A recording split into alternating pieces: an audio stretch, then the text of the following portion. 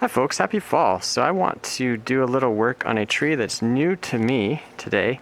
It's actually over here, a Sharp's Pygmy Japanese maple. And I want to prune this tree for better structure. Alright, so here it is.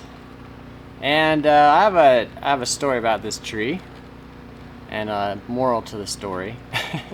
So I did not want to buy this tree. I didn't plan to buy this tree.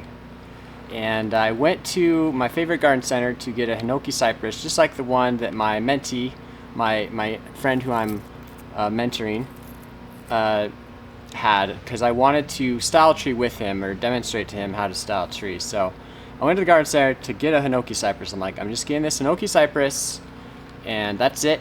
I don't need any more trees. I'm done buying trees except for this tree. And I was about to just go and pay for the Hinoki cypress and be done and leave. And I thought, well, I'll just cruise over, let's cruise over to the Japanese maples.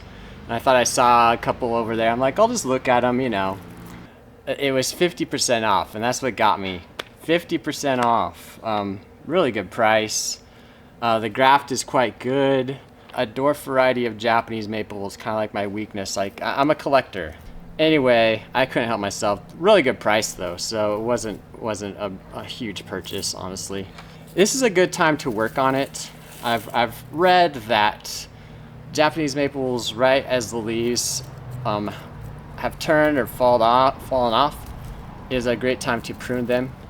And I'm gonna go ahead and do that with this tree. So first I'm just taking off, as I've been talking here, I've been taking off all the leaves. They've just kind of been falling off really easily, so I'm not damaging any of those buds that are left behind. I don't have a clear plan for this tree. I honestly am thinking I'm gonna clean up the structure today. I think I'm gonna definitely repot it, but I don't know whether I'm gonna put it in a large training pot or whether I'll just stick it in the ground for a few years, because it has a small trunk. But I imagine I plan to keep it as kind of a small tree. But I think it's ready enough. I want to simplify the structure, especially up here. It's really crowded, and that's just the growth habit of Sharp's Pygmy, I believe. One great thing about this variety, I can just tell being a dwarf variety, is it has really tight internodes, which I love, and attractive leaves. I like the leaf. When I bought it, I think one reason too was maybe 50% off. The leaves were super beat up, really beat up. And I think maybe it's sometimes hard to sell trees, but if you know maples, well, yeah, end of summer, fall, you're often going to have some burnt leaves, beat up leaves. But the tree itself, I can just see all these big fat buds. I think it's a very healthy plant. So I don't even really need to revive it or anything back to health. It's very healthy. It just looked pretty rough when I purchased it. So yeah, the moral of the story is, if you don't want to buy new trees, don't go to garden centers, especially in the fall when they're on sale and they're even selling the variety of tree that you have a weakness for. I'm gonna leave these lower branches because I do envision a pretty small tree. I don't envision a final tree that's any bigger than this.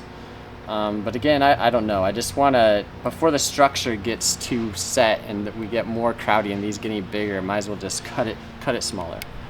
Okay, I've looked at the tree for a while now and studied it and actually have a game plan.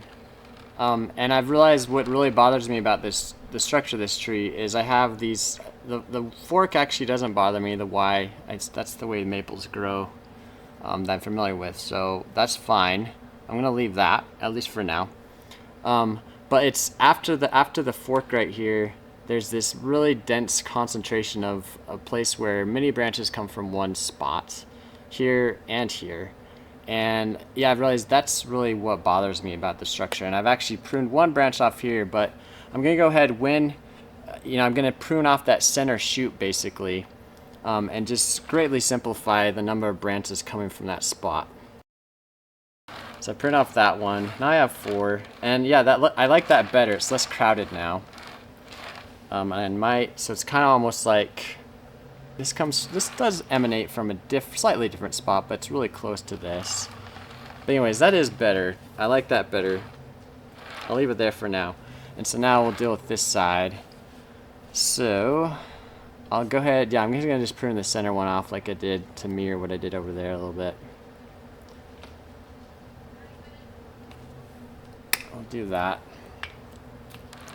Yeah, I like that better actually. And now I'm seeing more. I'm gonna prune off some of the long stuff too. Just to interrupt. Let's stop it here for now. Interrupt this straight branch here. Yeah, now it's coming together, and that's all I really want to do. I just wanted to simplify the structure a bit. That's already looking way better. Maybe I'll just start pruning the longest extensions here off. Yeah, I'm gonna go ahead and I'm gonna take this off. It's just too crowded in here. Take off that center branch. So now I'm just looking for extremely long twigs. Not extremely, but longer twigs. And I'm like uniformly pruning the tree so it looks kind of consistent throughout. So I just found with bonsai, what you want to do, whatever you apply to one part of the tree, you kind of want to apply to the entire tree so it looks consistent. So yeah, I think that's it for that.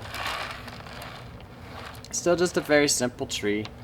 But again, with this tree for me, it's kind of just about having the variety. It's one more dwarf variety to have in my collection.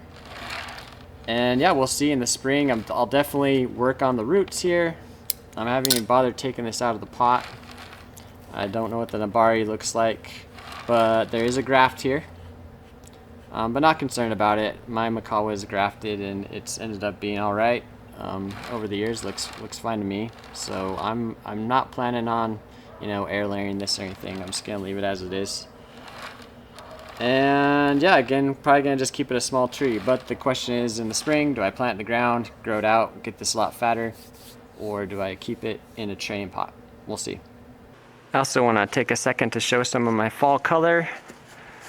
The dwarf larch is looking really good right now. Yeah, just spectacular yellow color on this one. And then I'll walk over here, have another tree that's yellow. My Seiju elm. It turned yellow pretty suddenly and has now immediately started dropping its leaves, but I'm enjoying it for the brief window. And this birthday maple got even brighter. When I filmed it last, I thought it was peak, but then it got more and more and more bright. It's past peak now, but looking really good. And last I'll show the Yurihime Japanese maple. And yeah, this is probably the best fall color I've had on it as well. It's neat to see it again. It looks great with the red and the red pot. I love that combination. All right, until next time, happy bonsai.